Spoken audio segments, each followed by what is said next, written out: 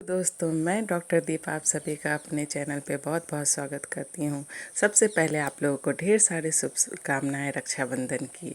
आपका दिन शुभ हो, बेहतर हो। आज मैं बात करने वाली हूँ कि आप कैसे खुश रह सकते हैं। आपको अपने जीवन में कुछ बदलाव करने पड़ेंगे और आप देखेंगे कि आपका जो तनाव है वो बिल्कुल ख़त्म हो गया और आप खुश रहने लगे। तो मेरे कुछ टिप्स को फॉलो करें और खुश रहें। सबसे पहली चीज़ है सेटिस्फैक्शन। कई बार ऐसा होता है कि कोई इंसान बहुत सक्सेसफुल है, बहुत रिच है, फिर भी वो खुश नहीं है। और एक नॉर्मल इंसान, एक मिडिल क्लास का ही ले ले, आप देखेंगे कि बहुत खुश है। क्यों? क्योंकि मतलब एक तो अपनी लाइफ से सेटिस्फाइड है, इसलिए वो खुश है। और एक इतना सब कुछ होने के बावजूद भी उनको सेटिस्फेक्शन नहीं है, तो वो खुश नहीं है। तो इसीलिए भगवान ने जितना दिया है हमें उसको देखना चाहिए, उसमें खुश रहना चाहिए। अगर हम उसमें खुश रहना सीख गए तो हमको ये असंतोष की भावना ख़त्म हो जाएगी और हम हमेशा उसमें खुश रहना सीख जाएंगे। तो इसलिए सेटिस्फेक्शन मोस्ट इम्पोर्टेंट थिंग है आपको खुश रहने के लिए। और आप जब भी आपको लगे कि मेरे पास ये कमी है, वो कमी है, तो आप अपने से नीचे देखें तो आपको बहुत सारे लोग ऐसे मिल जाएंगे जिनके पास घर नहीं है, मतलब पैसे नहीं है, फिर भी वो जी रहे हैं इतना स्ट्रगल करके। और भगवान ने आपको तो बहुत कुछ दिया है। और जब आपको लगने लगे कि नहीं मेरे पास बहुत कुछ है, तो अपने से ऊपर देखें, क्योंकि दुनिया में बहुत सारे ऐसे लोग हैं जिनके पास बहुत बहुत मतलब बहुत कुछ है। तो इसीलिए अपने को बैलेंस रखें, ना तो अपने पे हावी होने दें अपने पोजीशन को, अपने पैसे को, और ना ही खुद को निराश करें। इसलिए संतोष रखना बहुत ज़रूरी है। दूसरी बात है सहनशीलता।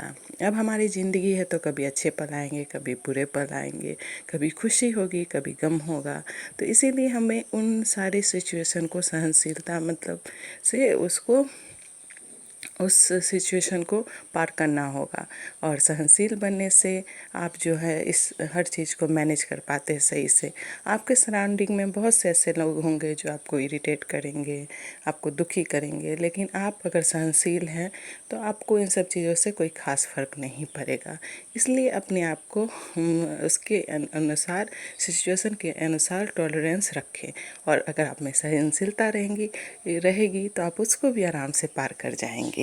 तो दूसरी चीज़ हुई टॉलरेंस। तीसरी है फॉरगिवनेस, मतलब आपको माफ़ करने की प्रवृत्ति होनी चाहिए। जैसा कि मैंने आपको बोला कि हमारे सराउंडिंग में ऐसे लोग होते हैं जो हमको बहुत दुख पहुंचाते हैं, ऐसी ऐसी बातें करके जो हमारे दिल को चुभती है। लेकिन फिर भी हमें उन पे गुस्सा नहीं करना चाहिए। सोचना चाहिए कि अरे उनका स्वभाव ही ऐसा है, क्या करे, उसका नेचर ही ऐसा है। आप माफ़ करने की प्रवृत्ति रखें। अगर कोई आपके साथ बुरा करता है, फिर भी आप उसके साथ बुरा ना करें और सोचें कि ये उससे माफ़ करें। क्योंकि अगर आप माफ़ करेंगे तो आप खुद सोचें कि कितने महान होंगे, और आपके मन में जो है हमेशा रहेगा कि चलो उसने मेरे साथ बुरा किया पर मैंने तो नहीं किया। तो इस चीज़ के लिए आपको खुद ही अंदर से अच्छा महसूस होगा। इसलिए माफ़ करना सीखें। इसके अलावा जो अगला टिप्स है वो है प्रेम और दया, मतलब काइंडनेस होना चाहिए। अगर देखिए, जानवर के प्रति, इंसान के प्रति अगर हम प्रेम रखेंगे, दया का भाव रखेंगे, दूसरे की मदद करेंगे, तो हमें फील गुड फैक्टर होता है ना, वो खुद महसूस होगा। अगर आप कोई जानवर है, उसको आप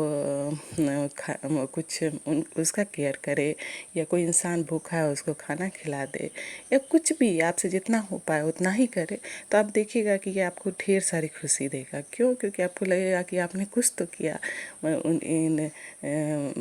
अपने सोसाइटी के लिए, अपने समाज के लिए। उनमें जो लोग हैं, जिनको कमी है, उनकी मदद की, तो आपको खुद ही अच्छा महसूस होना शुरू हो जाएगा और ये आपकी धीरे धीरे हैबिट बन जाएगी। तो इसको डेवलप करें। और उसके अगला टिप्स है, आपको जो है नम्रता होनी चाहिए आप में। सबसे पहली बात क्या है कि आप जो है नॉर्मल बिहेवियर करें। कुछ लोग को आप देखते होंगे कि वो इतना अपने पोजीशन का, अपने पैसे का हर बात में जिक्र करेंगे। मैंने तो ये किया, मैंने तो वो किया, मैंने तो इतना अचीव किया। तो वो इस तरह का बिहेवियर नहीं होना चाहिए। एक नॉर्मल बिहेवियर होना चाहिए और सारे लोगों की रिस्पेक्ट करनी चाहिए। अगर आप हमेशा शो ऑफ करेंगे कि मैंने तो इतना कुछ कर दिया, तो ये कर लिया वो कर लिया, तो ऐसे लोगों को सही में इज्जत नहीं मिलती। इज्जत तो खुद ब खुद आपको मिलेगा समाज में, अगर आपने वैसा काम किया है, अगर आपने देश को कुछ दिया है, समाज को कुछ दिया है, तो लोग खुद ब खुद आपकी इज्जत करेंगे, आपका नाम लेंगे, आपको खुद से बोलने की ज़रूरत नहीं पड़ेगी। इसलिए खुद का गुणगान ना करें, कम से कम अपना तो गुणगान मत करें। और लोग, अगर आप अच्छे हैं तो पूरी दुनिया आपके बारे में, पूरे लोग आपके समाज में आपका गुणगान करेंगे। तो इसीलिए नॉर्मल रहें, नॉर्मल बिहेवियर रखें। इसके बाद है फ्रेंडशिप। आप जितनी दोस्ती करेंगे, जितना आपके पास अच्छे मित्र रहेंगे, आप अपनी भावनाओं को, अपने दुख सुख को उनसे बांट पाएंगे, और आप को कभी भी ऐसा नहीं लगेगा कि आप अकेले हैं। तो इसलिए दोस्ती करें और एक अच्छे दोस्तों को रखें, दोस्तों को साथी के साथ रहें, जिनके साथ अपनी आप हर खुशी हर गम शेयर कर सकें। क्योंकि जितना आप शेयर करेंगे, आपकी खुशी उतनी बढ़ेगी और दुख उतना ही कम होगा। इसके बाद अपने मन को जो है, नेक्स्ट टिप्स है कि अपने मन को शांत रखें। पीसफुल माइंड में ही अच्छे ख्याल आते हैं, क्रिएटिव चीज़ें आती हैं। तो अगर आपका मन शांत होगा तो ऑलरेडी आपके मन में अच्छे ख्याल आएंगे, अच्छी बातें आएंगी। तो मन पे कंट्रोल करना सीखें। इसके लिए मेडिटेशन करें और उसके लिए प्राणायाम करें। ये सब करने से आप का मन जो है हमेशा पीसफुल रहेगा। और हमें उसके बाद अगला नेक्स्ट है मोस्ट इम्पोर्टेंट टॉपिक, कि आपको हमेशा प्रेजेंट में जीना है। प्रेजेंट में जीने का मतलब है कि हमको हमेशा फ्यूचर की चिंता होती है, फ्यूचर में क्या होगा, कैसे होगा, सब कुछ ठीक तो होगा ना, मतलब हम यही सोच के ना हमेशा दुखी रहते हैं और प्रेजेंट को एंजॉय नहीं कर पाते। तो अगर हम फ्यूचर का डर मन से निकाल दें और प्रेजेंट में जिए, हर मोमेंट को जिए, तो शायद हमारी आधी से ज़्यादा प्रॉब्लम सॉल्व हो जाएगी। इसीलिए हमेशा प्रेजेंट में जिए और जो आपको खुशियाँ मिल रही हैं उसको बटोरे, समेटे और एक एक पल को जिए।